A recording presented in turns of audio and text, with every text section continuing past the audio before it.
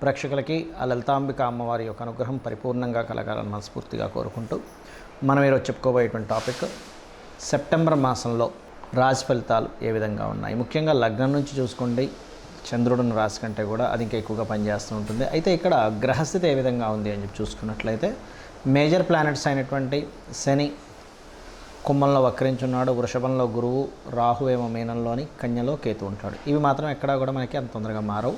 మిగతా గ్రహాలు కనుక చూసుకున్నట్లయితే కుజుడు మిథున రాశిలోని, అదేవిధంగా చంద్రుడు కర్కాటకంలో ప్రారంభమై మరలా మిథునం వరకు తన యొక్క సంచారం జరుగుతుంది.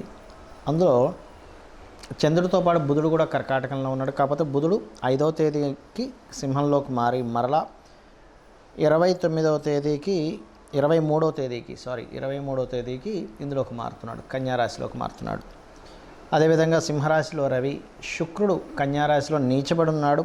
ఆయన దాదాపుగా 19వ తేదీ వరకు ఉంటాడు. మరియు అదేవిధంగా ఈ కన్యారాశిలో శుక్రుడు 19వ తేదీ వరకు నీచబడి ఉన్నటువంటి సమయంలో పర్టికులర్గా ఏంటంటే నీచ స్థానంలో ఉండేటువంటి రిజల్ట్స్ కూడా నేను మీకు ప్రత్యేకంగా చెప్తాను. అందరూ అంటే జాతచక్రం ఉన్న వాళ్ళు లేని వాళ్ళు కూడా ఏం పాటించాలనేటువంటిది. సో అందుకని మీరు వీడియో ఎండింగ్ వరకు చూడండి. వృశ్చిక లగ్నము, వృశ్చిక రాశి వారికి కనుక చూసుకున్నట్లయితే రాశ్యాధిపతి అష్టమంలో ఉన్నాడు. ప్రధానంగా ఇక్కడ ఈ రాశ్యాధిపతి అష్టమంలో ఉన్నప్పుడు ఒకసారి చూడండి, అష్టమం అనేటువంటిది ఏంటంటే ఎక్కడికో వెళ్ళడం, ఏదో ప్రదేశానికి వెళ్ళడం, ఎక్కడికో మనిషి ఇంకో ప్రదేశానికి వెళ్ళడం, జీవిత భాగస్వామితో కూడా కొంత దూరంగా వెళ్ళడం, లేదంటే ఉద్యోగరీత్యా సింగిల్గానే వేరే ప్రదేశానికి వెళ్ళడం, లేక ఒకవేళ ఇక్కడ ఉన్నా కూడా వాళ్ళిద్దరి మధ్యని మాట్లాడుకోలేనంత సమయం క్రియేట్ అవ్వడం, ఇటువంటివన్నీ కూడా వృశ్చికం వారికి చూపిస్తుంది. కాకపోతే దశమంలో రవి ఉన్నందుకు మాత్రం ఉద్యోగం కోసం ప్రయత్నం చేసేటువంటి వారికి, అందులో ప్రధానంగా గవర్నమెంట్ సెక్టార్స్లో డిఫెన్స్, పోలీస్ డిపార్ట్మెంట్, ఏదైనా రక్షణ వ్యవస్థ, బికాజ్ ఆఫ్ ఈ కుజుడు 6వ అధిపతి అష్టమంలో ఉంటూ రవికి లాభంలో ఉన్నాడు. అంటే లగ్నాధిపతి రవికి లాభంలో ఉంటూ రవి దశమ స్థానంలో తన ఓన్ హౌస్లో ఉన్నందుకు ఏంటంటే గవర్నమెంట్ ఉద్యోగం కోసం ప్రయత్నం చేసేటువంటి వారికి ఇది మంచి సమయము, అందులో ఎటువంటి సందేహం లేదు. కాకపోతే బిజినెస్ డీల్స్, షేర్ మార్కెటింగ్ ఇటువంటి విషయాల్లో కాస్త జాగ్రత్తగా ఉండండి. విదేశీ ధనయోగం కూడా మీకు ఏర్పడుతుంది. కాకపోతే వృశ్చికం వారికి ఈ అర్ధాష్టమ శని యొక్క ప్రభావం తగ్గుతుంది. బికాజ్ ఆఫ్ 4వ స్థానంలో ఉన్నటువంటి శని భగవానుడు వక్రించి 3 వైపు వస్తున్నందుకు, గతంలో ఏవైతే మీరు ఒక ప్రాపర్టీ అమ్మేద్దాం అనుకున్నారో ఆ ప్రాపర్టీ అమ్మి ఇంకోటేదో బిజినెస్లోనో ఇంకోటేదో ఇంట్లో శుభకార్యానికో దేనికో వాడదాం అనుకుంటుంటారు. అటువంటి వాటికి వృశ్చికం వారికి శని వక్రగతి అనేటువంటిది ప్రాపర్టీ అమ్మడానికి, ప్లేస్ మారడానికి చాలా అనుకూలంగా ఉంది. సంతానం మరియు వివాహ సంబంధించినటువంటి నిర్ణయాలు ఇటువంటివి వీలైనంత మట్టుకు మీరు 19వ తేదీ తర్వాత తీసుకోవడమే మంచిది. సంతానం విషయంలో పెద్ద ఇబ్బంది ఉండదు. కాకపోతే సంతానం సంబంధించినటువంటి విషయంలో 2వ సంతానం కోసం ప్రయత్నం చేసేటువంటి వారికి అనుకూలంగా ఉంటుంది ఇప్పుడున్న పరిస్థితి. కాకపోతే రాహు పంచమంలో ఉన్నందుకు కొంత ఇల్యూజన్స్, ఇమాజినేషన్స్ పెరుగుతుంటాయి. రాజకీయ నాయకులకు మంచిదే చెప్పాలంటే ఈ యొక్క కాంబినేషన్ అనేటువంటిది.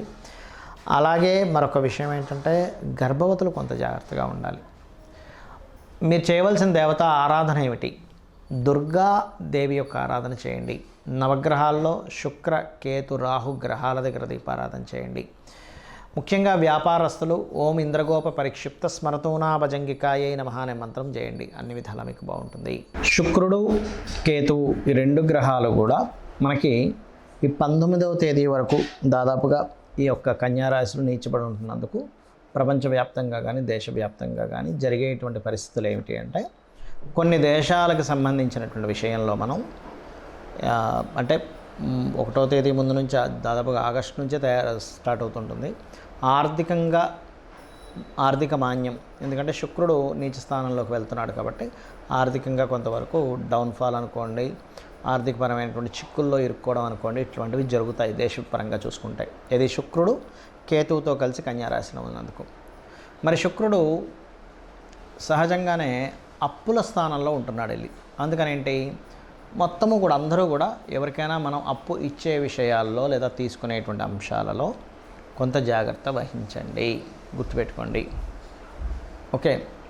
అదేవిధంగా స్త్రీలు ముఖ్యంగా బయటికి వెళ్ళేటప్పుడు మీరు గణపతిని తలుచుకోండి. ఒంటరిగా వెళ్ళవలసిన పరిస్థితులు కొన్ని వస్తుంటాయి. కొన్ని నిర్మానుష్యమైన ప్రదేశాల్లో తిరిగేటప్పుడు కానీ, బికాజ్ ఆఫ్ శుక్రుడు అనేటువంటిది ఏదైతే ఉందో స్త్రీ కారక గ్రహంగా, స్త్రీలని సూచించేటువంటి గ్రహంగా చెప్తూ ఉంటారు. కాబట్టి ఈ యొక్క అంశాలు చాలా జాగ్రత్తగా పాటించండి. అంటే ఒంటరిగా పంపించకండి అంత, అంటే కొన్ని ప్రదేశాలకు ఒంటరిగా పంపిస్తే ప్రమాదము అని అనుకునేటువంటి విషయాల్లో చాలా కేర్గా ఉండాలి అన్ని రాసుల వారు కూడా. బికాజ్ ఆఫ్ యూనివర్సల్గా కొన్ని ఇవి పనిచేస్తూ ఉంటాయి, అదొకటి.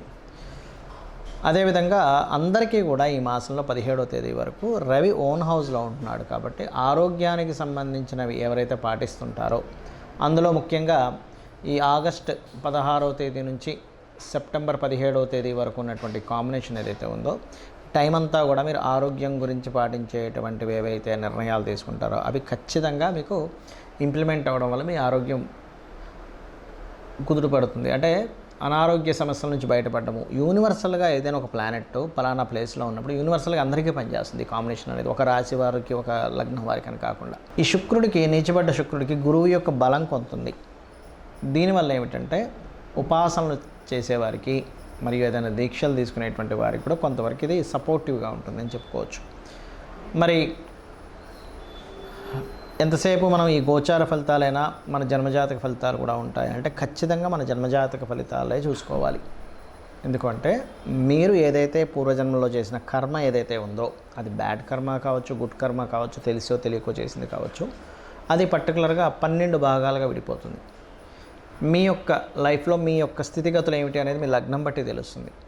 కష్టపడి బ్రతుకుతాడా లైఫ్ అంతా కూడా, లేనట్లయితే ఒక ఏజ్ వరకే ఎలా ఉంటుందా, దాని తర్వాత బాగుంటుందా, అది అన్ని విషయాల్లోని, నాట్ ఓన్లీ మీ పర్సనల్ విషయం అనే కాకుండా మీకు ధనం సంపాదించే విషయం కానివ్వండి, మీ కుటుంబ సభ్యుల విషయంలో కానివ్వండి, మీ యొక్క సిబ్లింగ్స్తో ఉండేటువంటి అంశాలు కానివ్వండి, మరియు అదేవిధంగా మీ యొక్క ఆస్తికి సంబంధించిన విషయాలు కానివ్వండి, అంటే ప్రాపర్టీ ఎప్పుడు కొనాలి. జ్యోతిష్శాస్త్రం ఎప్పుడు కూడా ఏం చెప్తుందంటే మీకు రూట్ చూపిస్తుంది.